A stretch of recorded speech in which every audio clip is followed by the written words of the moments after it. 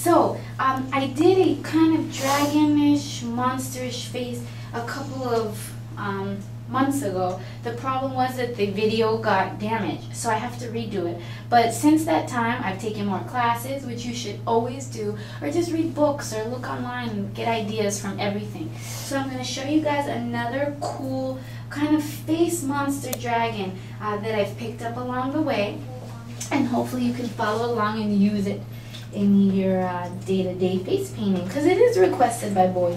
Boys typically ask for the superheroes or the monsters or the dragons, so it's always a good idea to have something along those lines in your face painting arsenal.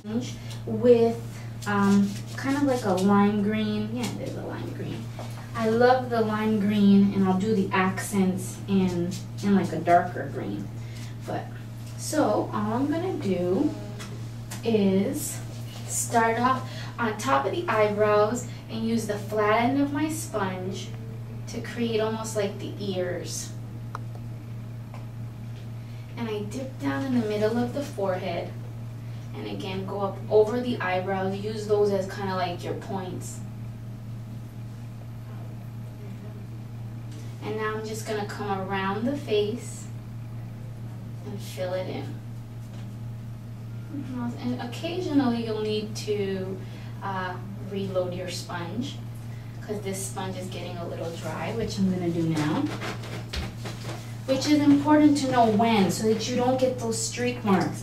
I never mind making mistakes on my videos, because that's how you learn. But notice, because my sponge was a little too dry, see the blotchiness I got? Make sure that your sponge is damp enough that you're going to be able to get a nice consistent coverage, or you're going to get that blotchiness. So, again, close your eyes. I'm just going to come around the mouth, fill in this area, and again, come around the cheeks on that roundness. Good thing you're still breathing. There's that smile I love. So again, I'm just filling in inside of the eyes and along the nose, and wherever I get that extra blotchiness, all I'm doing is just kind of pressing in the color so that I even it all out.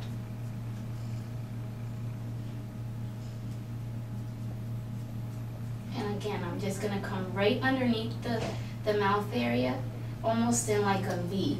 I'm not going to cover that entire, I just want to keep it more on like a V, like a swoop down. Okay, so now what I'm going to do is just take a little bit more of the dark green. Close your eye for 1 second. And I'm using my sponge on a slant, just so that I can get the darker areas right inside of the eye. Notice it doesn't cover the whole eye. Again, it's on a slant.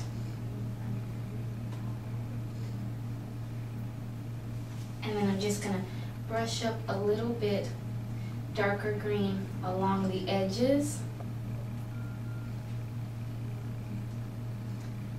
and on up. What I'm going to do is really just a lot about outlining and creating some crucial points on the face.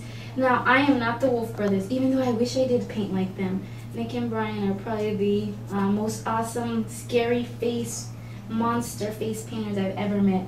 And I've been fortunate enough to take a lot of classes with them. And what I've picked up and been able to bring to you guys are some basic things that make your design look better, but that I think any of you can do. So, you can turn a little bit this way.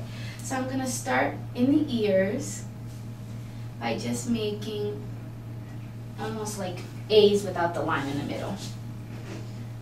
The next thing I'm going to do is, right before I head to the center, I'm going to make like half C's.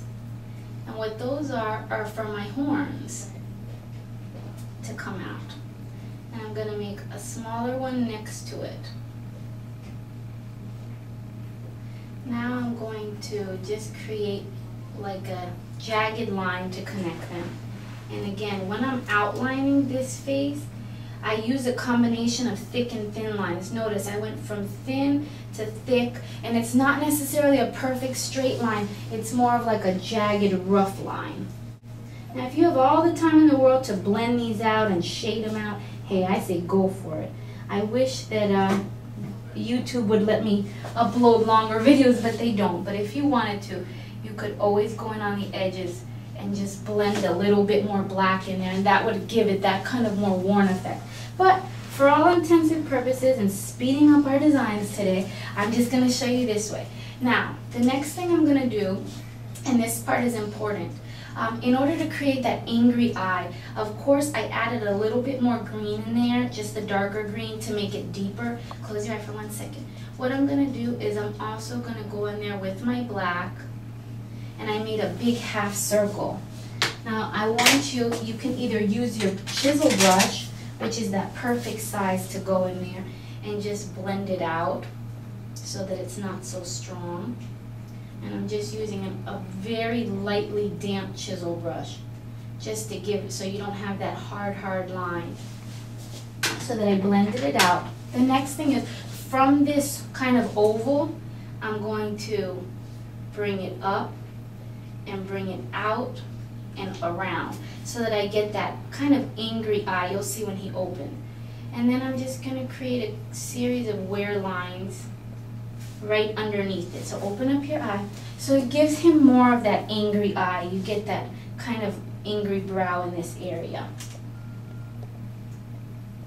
The next thing I'm going to do is right diagonal from his eye, I'm going to make another almost C and make my horns coming out of it. And I'm going to make 3 as they get smaller along the face.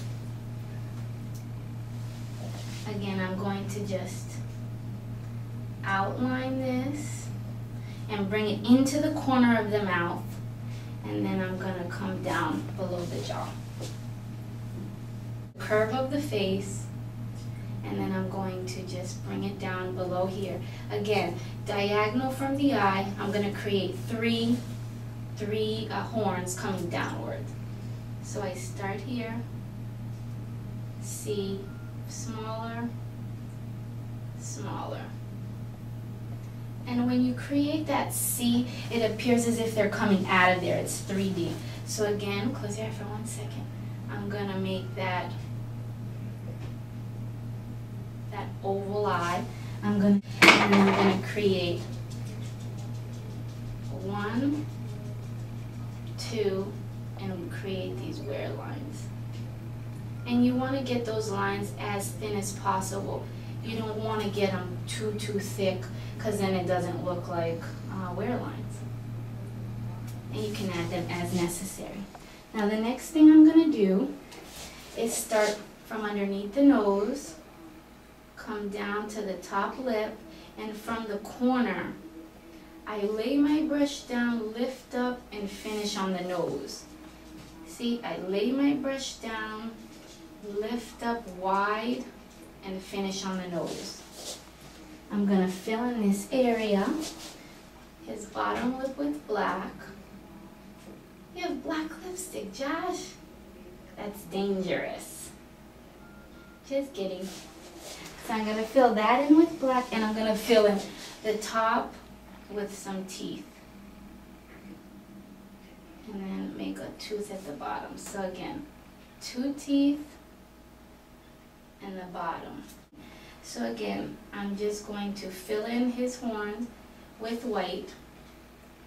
And I do the outline first and then just kind of flick in the color with, or flick in the white with my paintbrush, because this wolf white tends to go over anything really well. Okay, and now I'm going to, of course, repeat right on his lips right there. And then, so just to finish it off, I'm going to be using this netting stencil just to give it a little bit of texture. And I'm going to do that by adding a little bit of gold and green in it. You guys can see. So I'll go right on the nose and I'm just pressing it in. That way you get that scaled effect. And it gives it that little extra texture. A little bit of glitter there, and then I need you to just look at the camera and just say, I'm scary.